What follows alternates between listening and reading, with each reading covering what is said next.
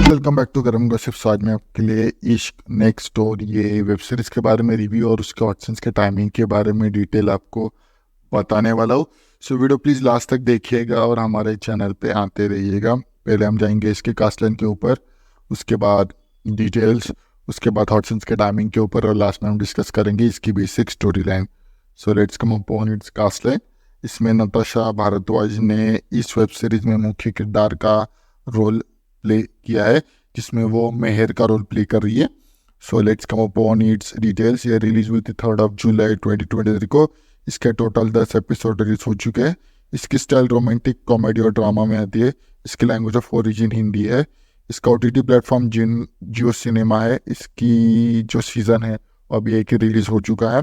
इसकी average length हर episode की 25 to 30 minutes पर डिफर करती है और इसकी IMDb रेटिंग 8 है out of 10। So let's come upon its hot scenes के टाइमिंग के ऊपर। पहला था एपिसोड 8 में 13 मिनट्स एंड 04 सेकेंड्स पे नताशा भारद्वाज का एक छोटा सा पैशनेट स्मैक लिपसिन दिखाया गया।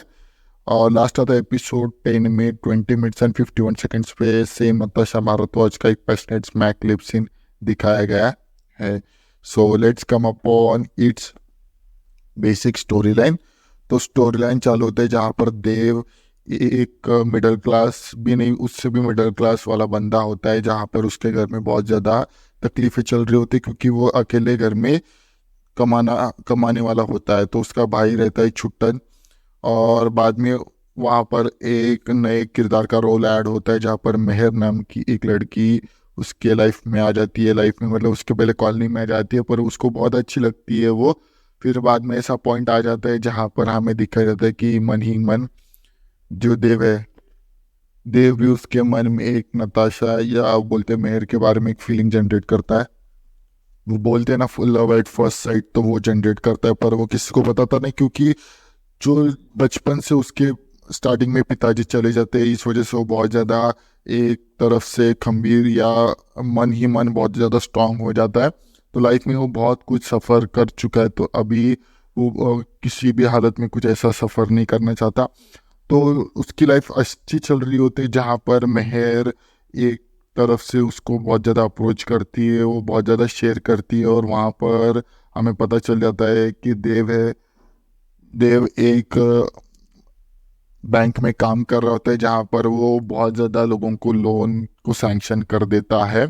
जैसे कि कुछ ऐसे भी लोन होते हैं जो वो रिटर्न नहीं कर पाते, पर वो फिर भी वो उनको चैलेंज करके उनको छुड़ाने के लिए उनको एक वार्निंग दे देता है। जहाँ पर हमें दिखाया गया है कि कैसे अश्विन नाम का एक बंदे का इंटर हो जाता है इस स्टोरी में। तो इंटर होने के बाद हमें दिखाया जाता है कि कैसे अश्विन नताशा मतलब मेहर का एक्स बॉयफ्रेंड होता है, वो उसके लाइफ से मूव ऑन कर चुकी है, पर अश्विन फिर भी वो जलस फील करने लगता है जब वो देव के साथ एक टाइप से कनेक्शन फील करती है। तब देव एक अलग फीलिंग में चल रहा होता है जहाँ पर वो खुद से कुछ बताना नहीं चाहता मेहर को, पर अश्विन देख लेता है तो अश्विन उसको अप्रोच करने लगता है। तो हमें दिखाया जाता है कि कैसे अश्विन और देव बचपन से एक साथ थे और वो बहुत ज़्यादा मारता था अश्विन उसको, इस वजह से अब वो बहुत ज़्यादा डरता है। एक बार ऐसा सिनेरियो आ जाता है कि दोनों की कबड्डी की मैच चली जाती है और इसमें देव जीत जाता है।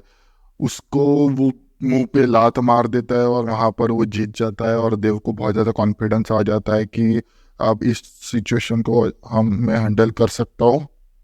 और हमें बताया जाता है कि कैसे अश्विन सब कुछ छोड़ छाड़ कर अब NGO ओपन करने वाला है, पर उसको फंडिंग नहीं मिल रही होती है। तो फंडिंग के लिए वो एक बहुत सारे बैंक को अप्रोच करता है जहाँ पर उससे पता चल जाता है कि मेहर उसे कह देती है कि प्लीज़ आप देव से अप्रोच करो कि देव की एक कंपनी बैंक में काम करता है, तो वो जुगाड़ से या कुछ हेल्प करके वो आपको बैंक लोन दे देता है। तो वहाँ पर हमें पता चल जाता है कि देव बहुत ज़्यादा एक इमोशनल बंदा होता है, कुछ अच्छे काम करने वालों की जगह पर उसे सहानुभूति होती है, तो इस वजह से वो उसको लोन के लिए अप्रूव कर देता है। जहाँ पर हमें पता चल जाता है कि कैसे हर एक चीज़ को वो बहुत ज़्यादा पॉजिटिवली लेता है। और हमें पता चल जाता है कि देव को भी पता चल जाता है कि जो अश्विन है वो उसका बॉयफ्रेंड, एक्स बॉयफ्रेंड है मेहर का। तो बहुत ज़्यादा डायलामा में होता है और उसे लगता है कि वो बीच में आ रहा है, पर बाद में उसे कन्फ्यूजन दूर करती है मेहर कि वो सिर्फ उसका एक्स बॉयफ्रेंड है और वो फिर से उसके पास नहीं जाना जाना चाहती, क्योंकि उसके कुछ इंटरनल रीजंस है और वो उस रीजंस के बारे में किसी को नहीं बताना चाहती। तो इस वजह से वो बहुत ज़्यादा एक रिलीफ फील करता है। और बाद में यहाँ पे पता चल जाता है कि कैसे वो दोनों भी एक दूसरे के पास चले आते हैं और हमें पता चल जाता है कि उनकी लव स्टोरी आगे बढ़ती है। बढ़ते बढ़ते एक मुकाम पर ऐसे आ जाते हैं जहाँ पर अश्विन कुछ क्रिएटिव करने की वजह से देव सस्पेंड हो जाता है, क्योंकि उसे लगता है कि अगर इसको फंसा दे तो मेरा जो क्लियरेशन है वो चालू हो जाएगा मेहर के साथ। तो मेहर को भी पता चल जाता है कि ये सब कुछ अश्विन ने किया है, क्योंकि उसकी जो ज़्यादा से ज़्यादा क्लोज फ्रेंड थी उसने उससे एक फ्लर्टिंग के करते करते वो उसकी फाइल मंगवा कर अपने बॉस के पास डाल दी थी। तो इसी वजह से वो बहुत ज़्यादा अभी फ्रस्ट्रेटेड होता है, क्योंकि अब उसकी जॉब बहुत डेंजर में थी और वो सस्पेंडेड थी। और सस्पेंड होने के कारण अब उसके फैमिली में कमाने का कोई जरिया नहीं होता। तब वो कन्फ्रंट करता है सभी को कि मैं कुछ ना कुछ कर लूँगा, पर ये सब कुछ जो अश्विन ने किया था इस वजह से उसकी फैमिली का जो रोजी रोटी है वो चल रही थी। वो सब कुछ अश्विन को बता देता है कि तुम्हारी वजह से अब मेरी जो रोजी रोटी है अब वो नहीं चलेगी। इस बारे में बहुत ज़्यादा शर्मिंदा होता है, पर बाद में अब वो कर भी क्या सकता है। अब इंक्वायरी बैठ चुकी थी। इंक्वायरी बैठने के बाद वो बहुत ज़्यादा अभी फ्रस्ट्रेटेड रह रहा होता है।